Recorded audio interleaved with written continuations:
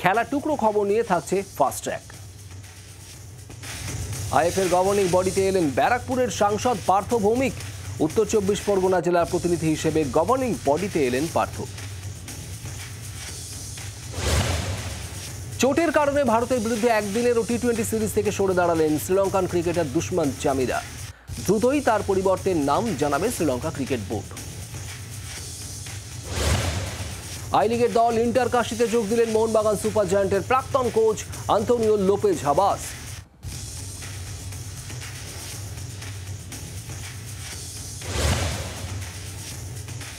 অভিনব বিন্দ্রাকে Olympics order সম্মানে ভূষিত করেছে আন্তর্জাতিক অলিম্পিক্স সংস্থা। তাকে এক্স হ্যান্ডেলে শুভেচ্ছা জানিয়েছেন প্রধানমন্ত্রী নরেন্দ্র মোদী ও স্বরাষ্ট্রমন্ত্রী অমিত শাহ।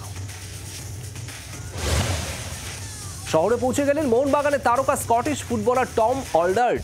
তাকে স্বাগত জানাতে বিমানবন্দরে ভিড় বাগান সমর্থকদের।